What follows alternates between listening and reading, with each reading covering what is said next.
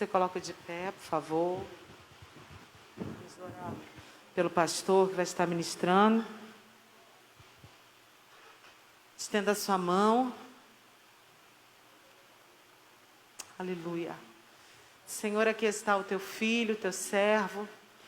Nós oramos, ó Pai, a Ti, pedindo ao Senhor que o conduza conforme a Tua vontade, que Teu Espírito, Senhor, certamente já inspirou, já ministrou no seu Espírito, e que da mesma forma, Senhor, o Senhor flua como um rio através da vida do Teu Filho, que sejamos alcançados pela mensagem do Evangelho, que o Senhor possa ministrar em nós, que nós venhamos a dar oportunidade para que essa palavra caia numa boa terra e venha prosperar, Senhor, segundo a Tua vontade.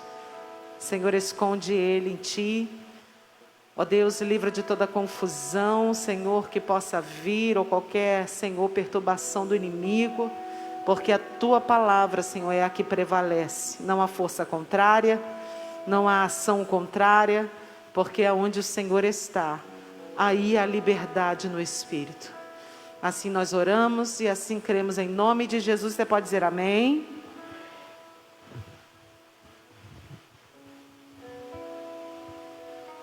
Glória a Deus. Pode se sentar. Abra sua Bíblia em Gênesis capítulo 3.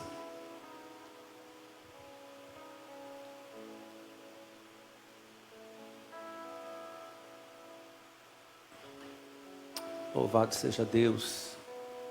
Verso de número 10, somente o verso 10, que diz: Ele respondeu: ouvi a tua voz no jardim, e porque estava nu, tive medo e me escondi.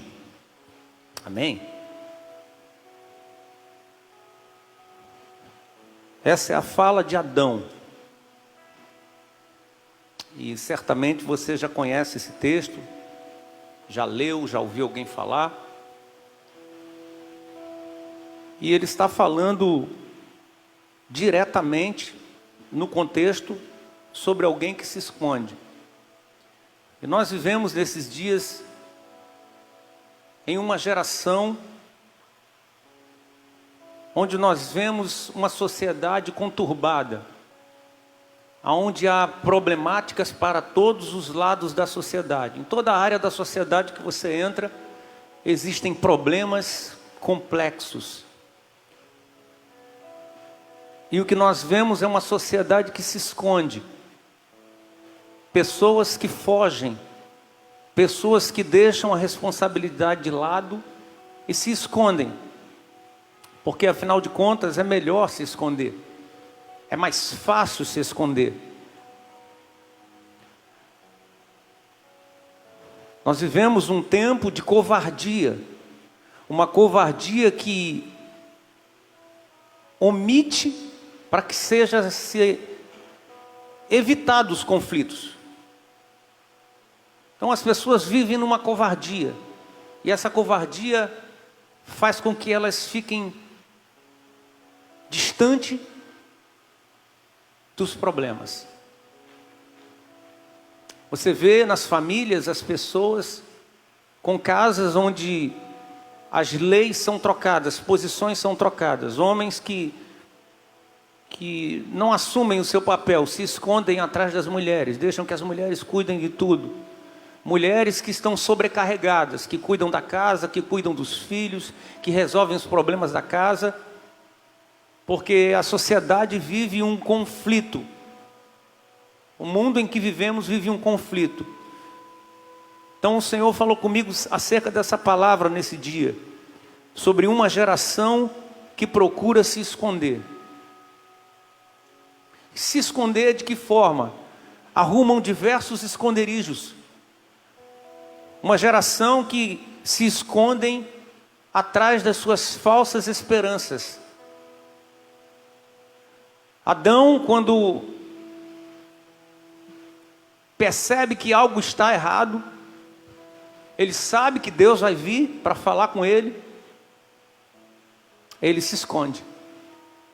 E ele se esconde e fica lá como dizem aí afora, de tocaia. Ele fica de tocaia, esperando. Ele sabe que Deus vai vir, ele está escondido. A nossa geração é uma geração que se esconde atrás das falsas esperanças. E se você for procurar se aprofundar um pouco sobre esse termo, falsa esperança, você vai descobrir que existe em uma das áreas da psicologia uma síndrome chamada a síndrome da falsa esperança. E essa é uma síndrome em que a nossa sociedade está envolvida em sua grande maioria. Há muitas pessoas que estão mergulhadas, escondidas atrás de uma falsa esperança, vivendo essa síndrome e não sabe. Pessoas que passam a viver um ciclo vicioso por viver esperando por algo que é falso, algo que faz com que ela mesma se engane. Pessoas que vivem esperando por uma meta a se cumprir, mas que na verdade essa meta que ela espera cumprir é uma meta impossível de se cumprir. Ela deseja algo para ela que é impossível dela alcançar. Então ela passa tempo após tempo se frustrando atrás daquela falsa esperança. Você percebe uma coisa, quando o ano termina, que vem um novo ano, todas as pessoas ficam na expectativa de um novo ano que vai vir. E elas começam a colocar as suas expectativas no próximo ano. Porque tudo que passou nesse ano não foi possível cumprir, mas agora, nesse ano que vem, tudo vai ser diferente. Eu tenho esperança, eu tenho expectativa que nesse novo ano que vem, eu vou fazer aqui o meu projeto para esse ano. Escrevem cartas, escrevem listas, fazem pedidos de oração, e não é que isso seja errado. Você deve ter expectativa, você deve sonhar, você deve projetar. Mas eu estou falando acerca de pessoas que vivem uma falsa esperança, de coisas que elas desejam, estão escondidas ali, e não vão alcançar. Umas porque sonham grande demais, é impossível de alcançar. Outras porque sonham algo que até é possível alcançar, mas elas não se movem para alcançar.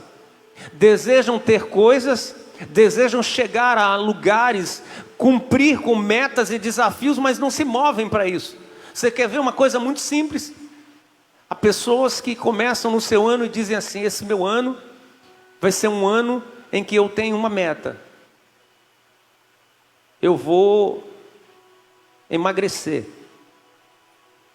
E ela fica esperando que ela emagreça de uma hora para outra sem fazer nenhum esforço. Pessoas que têm uma expectativa de alcançar uma posição, um status. Pessoas que projetam nos estudos, nas coisas da sua vida financeira, alcançar uma meta, mas não se mobilizam para isso. E ano passa, e ano entra, e ano vem, e elas estão num ciclo vicioso, vivendo uma falsa esperança.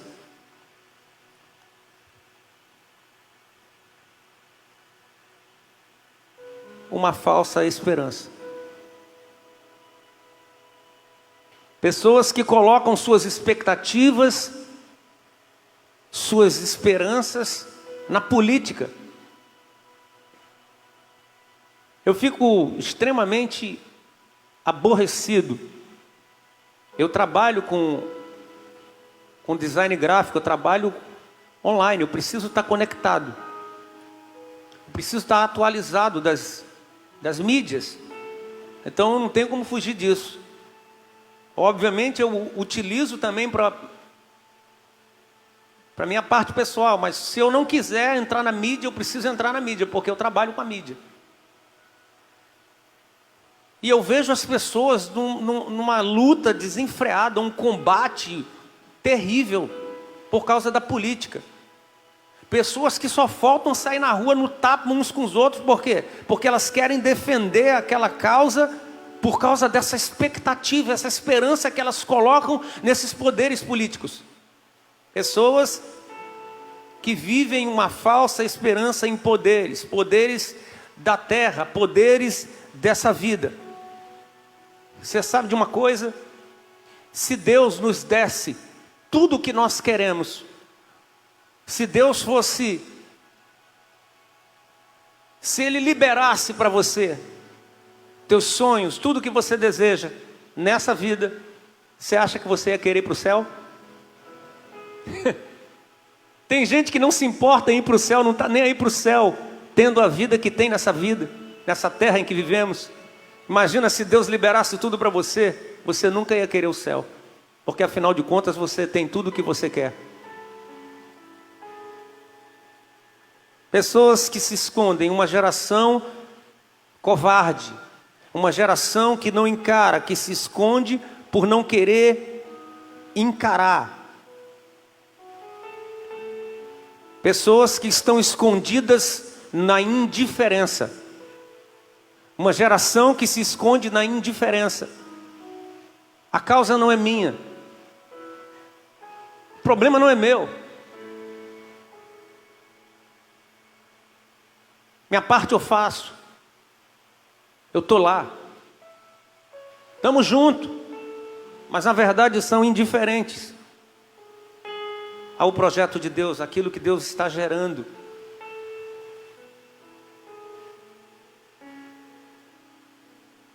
Adão estava escondido ali atrás daquela moitazinha ali. E a nossa geração está criando os seus próprios esconderijos para não estar de cara com o problema. Vivem angustiados. Vivemos um tempo onde as pessoas vivem angustiadas, escondidas na sua indiferença. Pessoas que já têm uma resposta pronta. Quando Deus pergunta a Adão: e aí, Adão? Opa, me escondi, Senhor. Ele já tinha uma resposta para dar para Deus. Ele já sabia como proceder diante de Deus. Nós vivemos em uma geração que se esconde atrás das desculpas. Temos desculpas para tudo. O tempo todo nós temos desculpa. Ah, eu tenho que estudar. Claro que você tem que estudar. Você precisa estudar, deve estudar. Mas você não deve somente estudar. Você deve estudar e deve depender de Deus. Você deve se dedicar nos seus estudos, se empenhar, se motivar. Mas você também deve ter tempo para Deus. Deus te deu tempo para administrar. Ah, eu não tenho tempo porque eu tenho que trabalhar, eu trabalho muito. Preciso de ganhar dinheiro porque eu tenho muita conta para pagar. Para de gastar muito então, e aí você vai ter pouca conta para pagar. Se você parar de gastar muito, você tem pouca conta para pagar, você trabalha menos. Se esse é o seu problema. Mas o fato é que eu preciso trabalhar desenfreadamente, eu trabalho, eu mal tenho tempo para dormir, para comer. Você tem uma vida miserável, querido. Porque você não tem tempo para sua família, você não tem tempo para você, para usufruir do que você está ganhando, e muito menos para aquele que merece todo o seu tempo. Essa é uma vida escrava.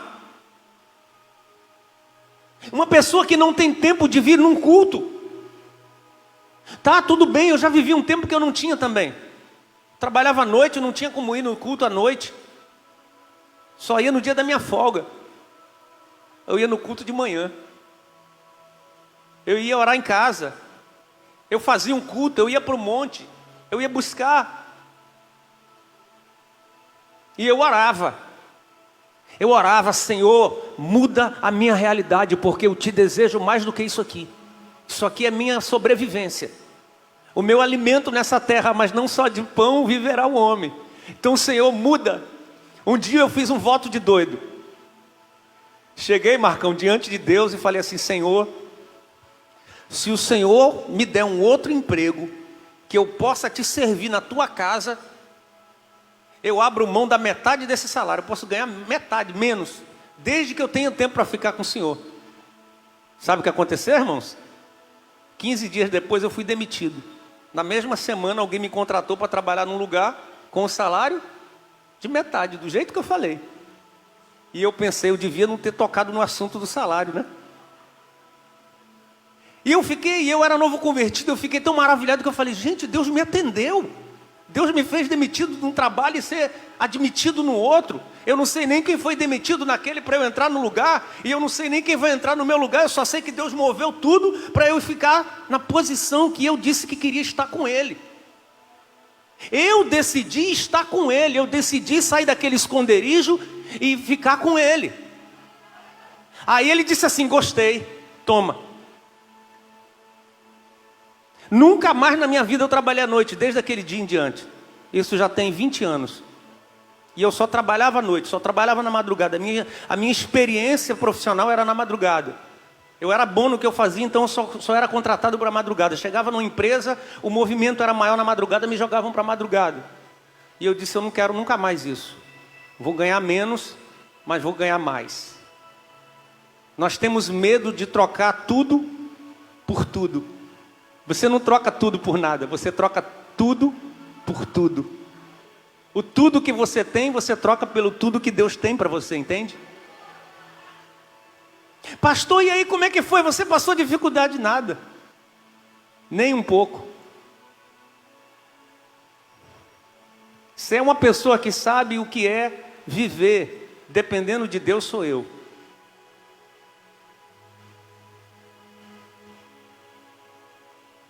Nunca passei fome desde que servi a Deus. Nunca me faltou roupa. Nunca me faltou onde morar. Quem conhece a minha história e me acompanha até hoje, nunca me viu devendo dinheiro a ninguém. Nunca viu ninguém batendo na minha porta falando assim, está devendo um dinheiro. Nunca viu o meu cartão, minha esposa está casada comigo há 10 anos. Pergunta para ela se o meu cartão já tive que pagar o rotativo ou a gente teve. Não é porque a gente tem uma vida normal como a sua também. Só que a gente depende de Deus e a gente decidiu depender dele, sair do esconderijo e encarar a realidade.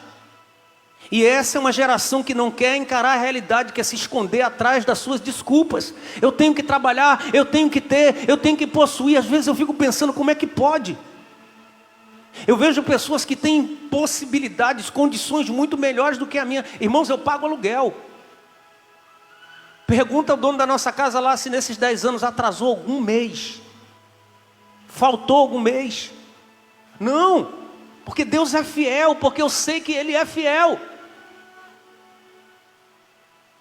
E eu vejo pessoas que passam mais dificuldade do que eu, tendo sua casa própria, tendo seu carro, tendo um dinheiro muito maior. Por que isso? Alguma coisa está errada. Não precisa nem ter Deus, tem gente que nem serve a Deus e consegue administrar a sua vida. E tem gente que serve a Deus que tem a mesma condição, mas passa um perrengue o tempo todo um atrás do outro. Porque está escondido atrás das suas desculpas. Saia de trás das suas desculpas e encare.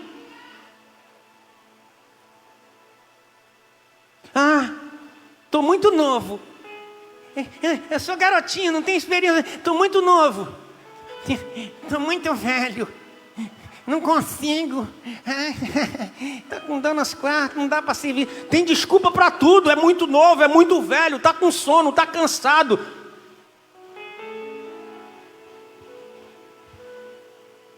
Não tem tempo.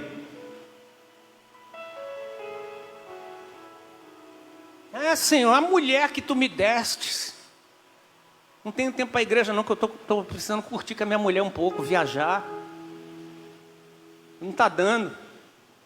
Família, preciso estar com a minha família, a gente precisa curtir um pouco.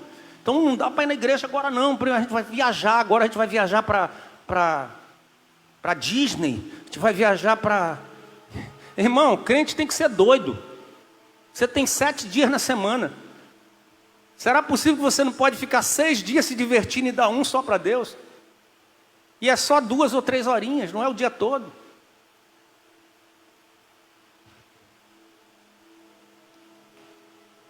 Você não pode ter um tempo com Deus na sua casa, com a sua família, de buscar, não.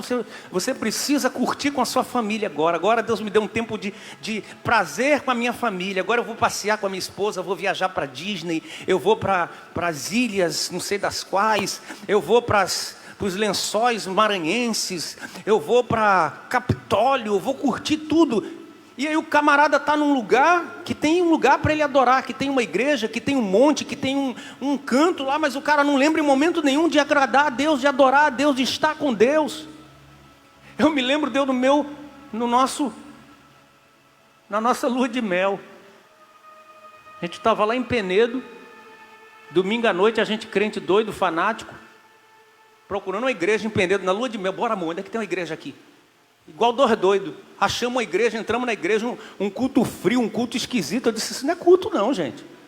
Uma igreja estranha. Quando deu 8 horas, acabou o culto. Eu falei, não, eu sou pentecostal, gosto de movimento, gosto de... Aí a gente saiu, vamos procurar um barulho. Aí a gente ouviu um pandeiro, um negócio lá, e a gente olhou uma garagem com um culto lá, os irmãos tudo no mistério. A gente pulou para dentro daquela igrejinha e ficamos lá e voltamos para a nossa lua de mel. Eu estava 7 dias de lua de mel. Não podia dar 2 horas de adoração a Deus num culto? Por que não?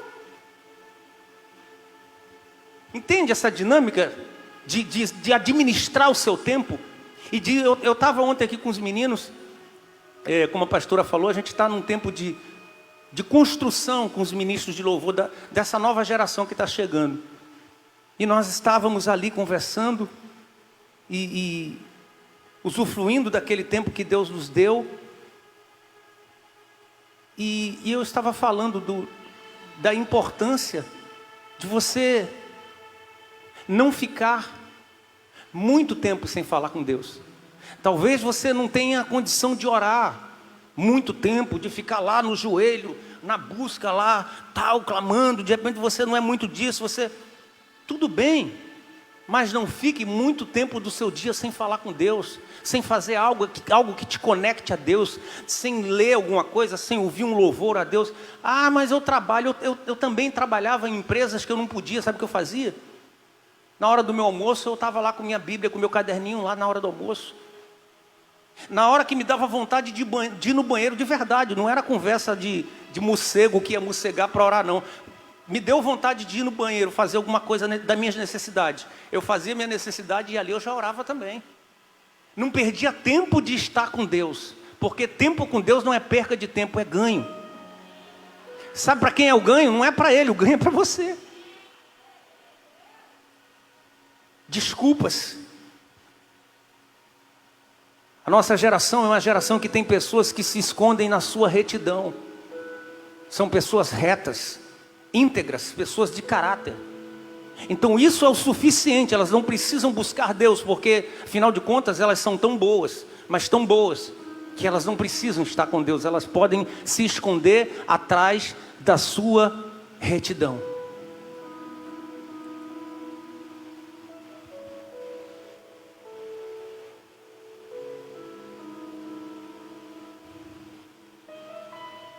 E eu estou falando essas coisas baseado na atitude de Adão. Tem pessoas nessa geração que se escondem na inocência, são inocentes, não têm experiência de vida, facilmente são enganadas, são ludibriadas. Então a desculpa é a inocência. Eu tenho uma desculpa, olha, eu sou um inocente, eu não sabia que ia ser tão ruim assim. Eu não tinha essa percepção. Afinal de contas, eu sou novo no negócio. Eu fui estúpido. João, o Evangelho de João, capítulo de número 16. Meu Deus, como essa hora passa rápido. Só comigo isso? João 16. Verso 33. 16, 33, que diz: falei essas coisas para que em mim vocês tenham paz. No mundo, para que vocês tenham paz. No mundo vocês passam por aflições, mas tenham coragem, eu venci o mundo. Eu gosto mais daquela versão ali. Não, mas não é aquela é de Gênesis. Cadê os homens da Bíblia? Eles me deixaram na mão, foi? Eu gosto mais no mundo tereis aflições, mas tem de bom ânimo, eu venci o mundo. Não gosto muito dessa versão, mas é a letra maior que eu tenho agora. Me deram essa Bíblia aqui que eu não estou mais enxergando direito. Jesus, está vendo aí, Márcio? Estou enxergando mais direito. Jesus foi claro. Jesus trouxe uma clareza. Jesus não enganou ninguém, não disfarçou a coisa. não botou nenhum lugar para ninguém se esconder, não. Jesus foi claro, trouxe a clareza, a verdade do Evangelho. Olha, vocês vão ter dificuldade. Ele ainda começa falando: eu falei essas coisas para que em mim vocês tenham paz, mas olha, no mundo vocês vão ter aflições, vão ter dificuldade, mas ó, tenham bom ânimo, tenham coragem, eu venci o mundo. Essas dificuldades, aflições, angústias, não são diferentes das personalidades bíblicas.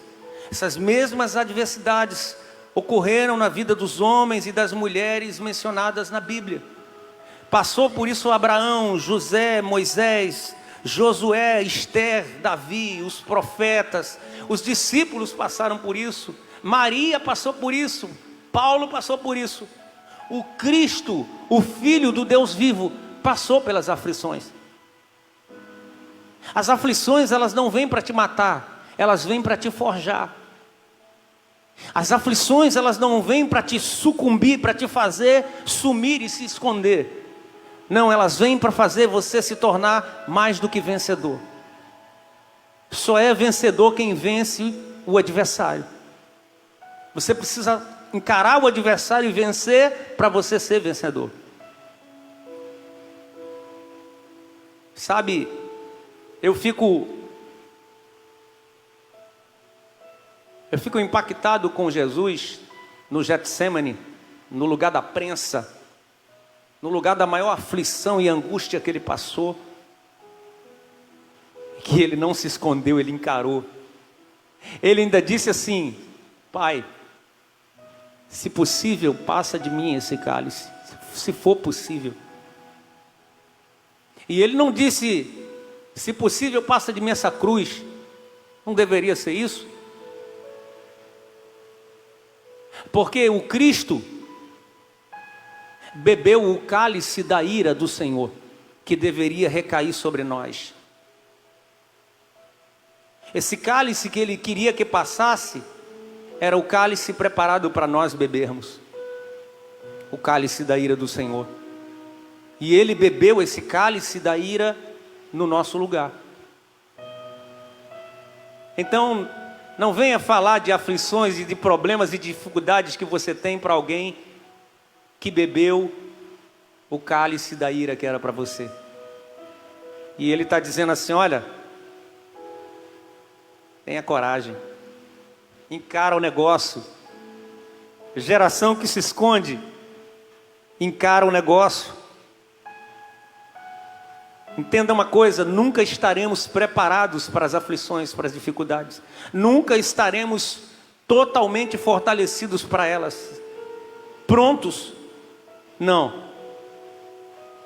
Mas nós podemos fortalecer a nossa fé. Nós podemos alicerçar essa fé de maneira que nós poderemos suportar. É isso que ele está dizendo. Tenha coragem, tenha bom ânimo, eu estou aqui com vocês, eu venci. Sustente essa fé nessa verdade, e quando as dificuldades vierem, você vai suportar.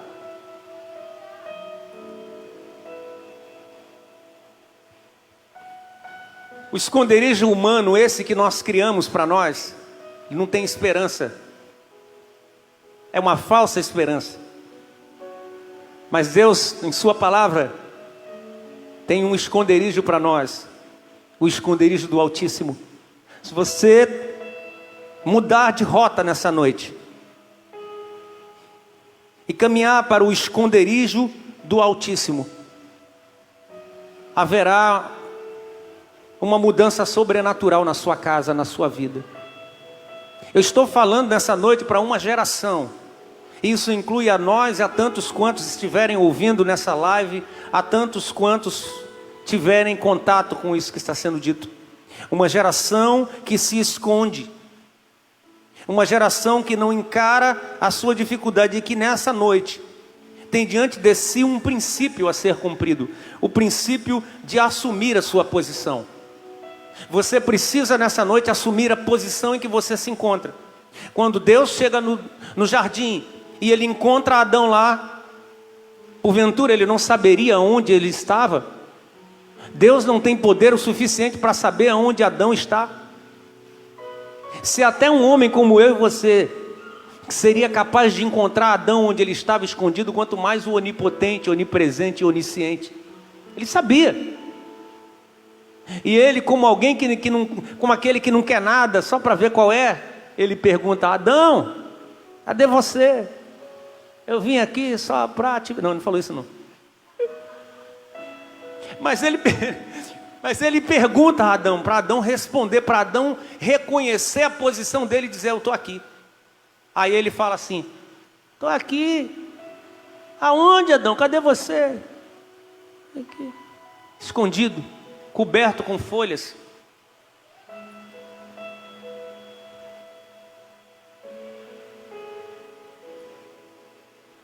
Entenda uma coisa: se você não sabe aonde você está, você não vai ter nunca possibilidade de mudar.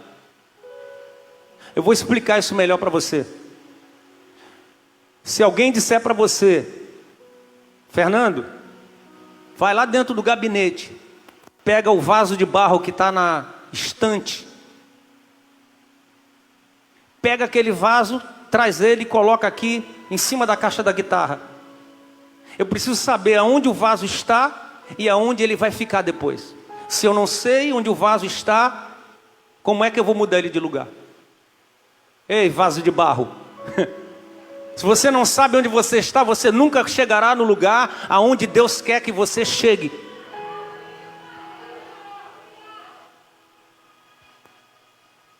Adão, onde é que você está? Eu estou escondido. Entenda bem uma coisa, meu querido.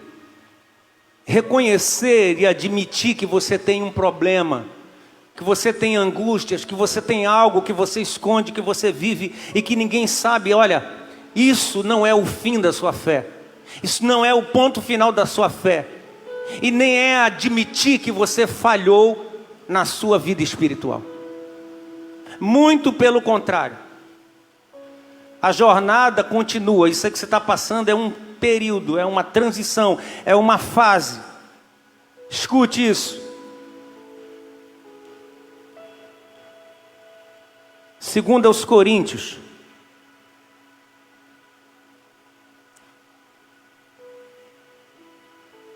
capítulo 12.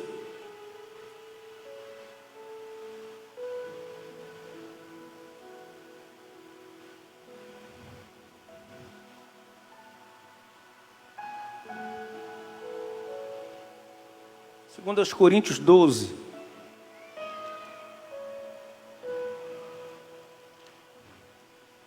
Versículo de número 4. Não, perdão, número 7.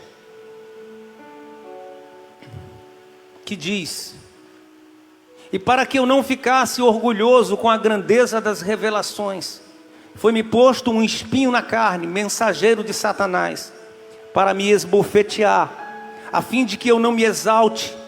3 vezes pedi ao Senhor que afastasse de mim. Então ele me disse: a minha graça é o que basta para você, porque o poder se aperfeiçoa na fraqueza. Alguns problemas, eles são tão grandes, são tão complexos, são tão difíceis, que nós não temos condição de enfrentar eles sozinhos. Então a gente se esconde. A gente esconde a problemática, a gente fica por trás ali, vivendo uma vida escravo do problema, porque não temos condição de encarar. O apóstolo Paulo, o líder, o pastor da igreja, o homem apóstolo do Cristo, tinha um problema. Tinha uma dificuldade que não é claro que dificuldade era essa que ele tinha, que ele intitula de espinho na carne. Emissário de Satanás indo até ele esbofeteá-lo. Para quê? Para que ele não se exaltasse. Você entende isso? O homem precisa de adversidades, de problemas, para que ele não se torne soberbo, para que ele não pense que ele não depende de Deus. Então esse homem aprende a viver com essa dificuldade. Aprende a viver com esse espinho na carne. Será que existe algum espinho na sua carne? Será que alguém tem um aí? Eita!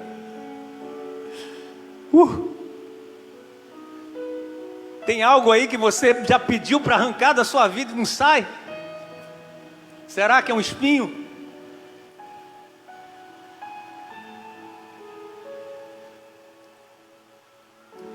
Então ele diz: a minha graça é o que te basta.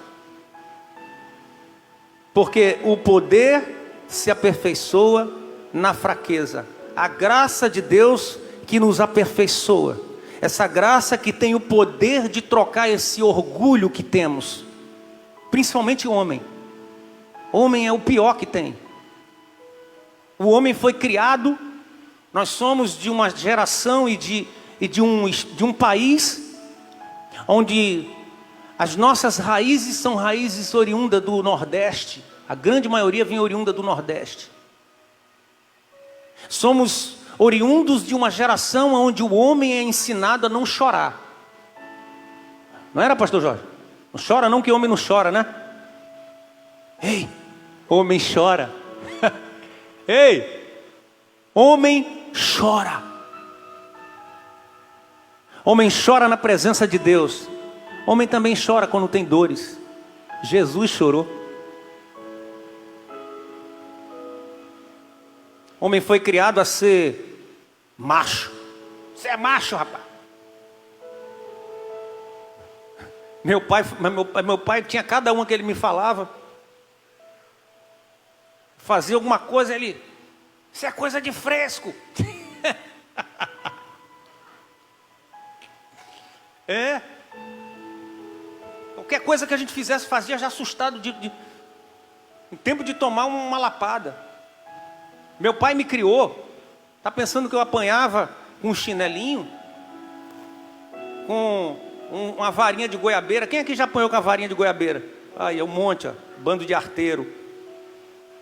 Tá pensando que eu apanhava com isso? Meu pai me chamava. Senta aqui. Tapa no pé da orelha. Caía, agora dá um beijo aqui. Aí ela dava um beijo. Outro tapa no pé da orelha, caía, dá outro beijo aqui. Porque era o entendimento que ele tinha de homem. O homem tinha que enfrentar a dor e não podia nem ter rancor. Engole o choro. Eu vou falar uma coisa para vocês. Teve um tempo que eu comecei a escrever um livro e eu parei. Eu tenho história para horas aqui, acerca da minha vida, da minha infância até aqui. Mas uma coisa eu te digo, eu tive todas que você imaginar, probabilidades e possibilidades de ser uma pessoa terrível, do maior terror que existe. Eu tive todos os traumas que você possa imaginar de infância. Eu cheguei para o evangelho carregado de traumas e de bagagens e de entulhos para que eu fosse a pior pessoa desse mundo. Uma pessoa revoltada, uma pessoa maligna. E aí eu encontrei o carpinteiro. Ele pegou tudo que eu tinha e disse assim. Olha o que ele disse para mim.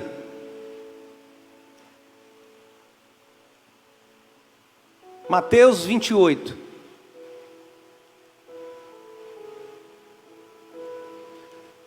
Evangelho de Mateus, cadê o meu Mateus? Está aqui, verso 28, 11, 28, que diz assim: venham a mim, todos vocês que estão cansados e sobrecarregados, era assim que eu estava, e eu os aliviarei.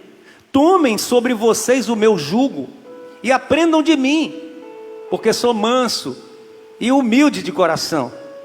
E vocês acharão descanso para a sua alma, porque o meu jugo é suave e o meu fardo é leve. Entenda uma coisa, você que está se escondendo atrás de alguma desses esconderijos citados aqui. Você que tem problemas, dificuldades, talvez você esteja com um problema tão grave. E sabe de uma coisa? É muito ruim quando você tem um problema e você vive com esse problema, escondido com ele. Ninguém sabe do teu problema. Você não pede ajuda para ninguém porque o teu orgulho não deixa. E Ele está dizendo: vem a mim. Você que está sobrecarregado, que a bagagem está pesada demais, você não está mais aguentando, venha. Venha, venha, eu tenho algo mais leve para você. Você vai aprender comigo, que sou manso. Você vai receber mansidão. Você vai deixar de ser prepotente, soberbo, arrogante. Vai se tornar alguém humilde. Sabe, é difícil entender que servimos a um Deus, a um Cristo humilde e manso, e somos arretados, brabo, ignorantes, cavalos, pessoas que não medem palavras, pessoas que ferem, quando que o nosso mestre é manso e humilde. E como dizer que eu sirvo a Deus, que eu sou filho de Deus, e eu não tenho características do meu pai? Abre-se diante de nós nessa noite uma oportunidade. A oportunidade de ir até Ele, de receber alívio, porque é muito difícil enfrentar de frente os problemas nossos, e é muito pior quando nós envolvemos outros no nosso problema.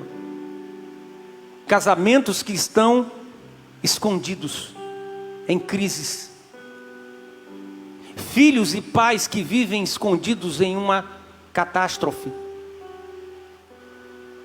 E aí quem sofre somos nós e as pessoas que amamos, vivendo escondidos nesse lugar. E o Senhor está dizendo: venha, venha receber alívio. Ele ainda diz mais, em Mateus capítulo 7, verso 24. Jesus estava terminando um grande sermão, então ele diz: olha, todo aquele, pois, que ouve estas minhas palavras e as pratica, será comparado a um homem prudente que construiu a sua casa sobre a rocha. Alicerce. Essa é uma noite que o Espírito de Deus está dizendo para você: ei, saia da areia, firme-se na rocha. Tira a tua casa da areia enquanto é tempo. A tempestade está vindo, o vento vai soprar e a tua casa precisa estar firme, alicerçada na rocha. É tempo de sair desse esconderijo que você está vivendo. Pastor, mas eu não tenho coragem, eu não tenho força. Nessa noite eu quero profetizar sobre a tua vida força. Força. A força de Deus. A força de Deus. Quando você entra no gozo do Senhor, na alegria do Senhor, Ele te dá força. E aí aquele que é fraco, diga: o fraco eu sou forte. Recebe força. E o que é a força? A alegria do Senhor é a nossa. Você vai receber alegria nessa noite. A alegria do Senhor que é a nossa força. Você precisa estar nesse lugar com Ele. Oh, feche os seus olhos aí onde você está. Comece a falar com Deus acerca dos seus maiores medos. Coloque diante dele agora, onde você está, sua covardia. Seja alguém sincero, porque como eu te disse, se você não reconhecer aonde o vaso está, esse é o primeiro princípio, não tem como mudar ele de lugar. Para tirar ele de um lugar para outro, precisa saber em que lugar é a origem e qual é o lugar de destino. Fale com ele aí.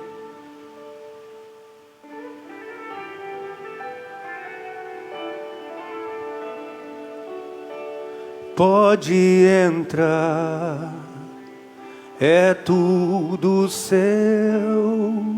Faça o que quer fazer, meu coração é teu, não quero mais o meu querer.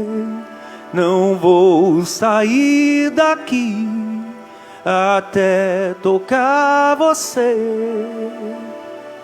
Não quero só me arrepiar, não quero só me emocionar, não quero só experimentar. Quero mergulhar, não quero só me arrepiar, não quero só me emocionar, não quero só experimentar. Quero mergulhar.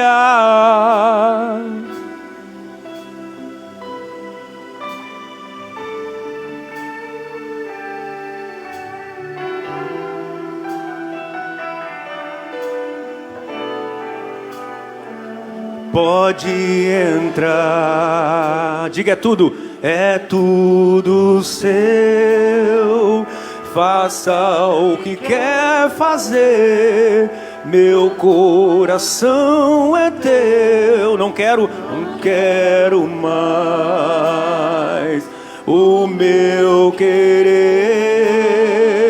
Não vou sair daqui até tocar você. Não quero só me arrepiar, não quero só me emocionar, não quero só experimentar.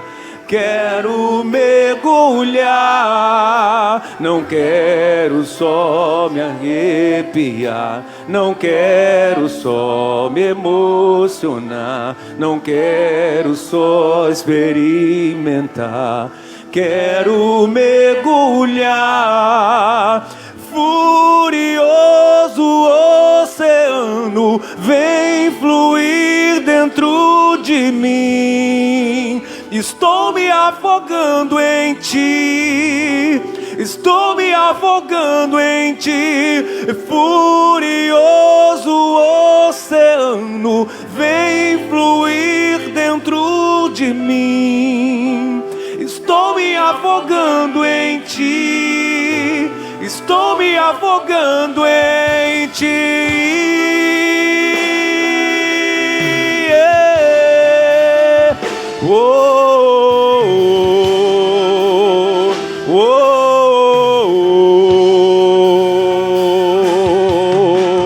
oh,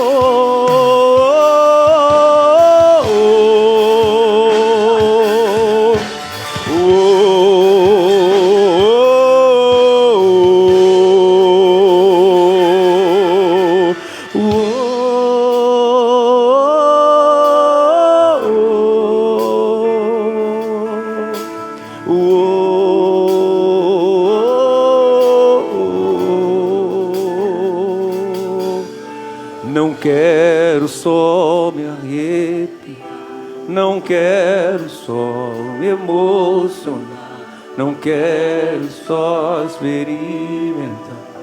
Quero mergulhar. Fique de pé aí no lugar onde você está. Não quero só me emocionar. Oh Deus, Não quero só experimentar. oh poderoso de Israel, Deus da nossa salvação. E o Senhor esteve diante de Adão e perguntou para ele onde ele estava, e ele disse: Senhor, eu estou aqui escondido. Então ele sai do esconderijo e tem que encarar uma nova vida, um novo desafio, uma vida sem Deus, uma vida de consequências por causa dos seus erros. Ei, escute. Talvez algumas coisas que você gerou na sua vida, pecados, eu preciso te dizer isso, você vai ter que enfrentar as consequências disso. Vai ser muito, mas muito, muito difícil. Mas lembre-se que ele disse: eu estarei convosco todos os dias até a consumação dos séculos. Ele é o mesmo que disse: tende bom ânimo, tenha coragem. Vocês vão ter angústias, dificuldades, mas eu venci. E eu estou convosco todos os dias, todos os dias, todos os dias. Você vai enfrentar as consequências de tudo isso. Mas no passo que você der em direção a enfrentar essas consequências, você está se posicionando, está dizendo: Deus, eu estou aqui. Fui eu quem errei. Não foi a mulher que o Senhor me deu, não foi o diabo, não, eu errei. Mas eu quero me arrepender e eu quero encarar as consequências, porque eu sei que o perdão virá e aquilo que era maldição será transformado em bênção. A sua casa que está escondida e ninguém sabe, passando por angústias e aflições que você não tem coragem de enfrentar, dê um passo nessa noite em direção a isso, e haverá mudança. A alegria do Senhor é a nossa força. A alegria dele vai entrar na sua casa, na sua família, na sua esposa, no seu marido, nos seus filhos. Haverá um sobrenatural. Você terá um dia de contar o testemunho da grandeza de Deus. Se você entrou aqui nessa noite e está vagando, escondido, longe do Pai, papai está te chamando nessa noite, está falando: ei filho, filha, vinde a mim, vinde, venha a mim. Há alguém nessa noite que quer entregar a sua vida ao Pai? Há alguém nessa noite que quer dizer: Jesus, eu quero me entregar ao Senhor? Há alguém nessa noite que quer dizer assim: Pai, eu não posso ficar sem o Senhor. Eu entendi nessa noite que não dá para eu me esconder mais. Eu preciso me reconciliar, eu preciso retornar a Ti. Há alguém que deseja renovar essa aliança nessa noite? Eu não posso ficar insistindo. Se Deus não tocou no teu coração, não são as minhas palavras que vão te persuadir a isso. Espírito Santo de Deus, nós estamos na Tua presença, ministramos a Tua palavra, adoramos ao Teu nome. O Senhor é santo e poderoso e digno de toda adoração. Nós Te damos toda a honra, toda a glória, todo o louvor. Tudo é Teu, tudo é para a Tua glória, Senhor.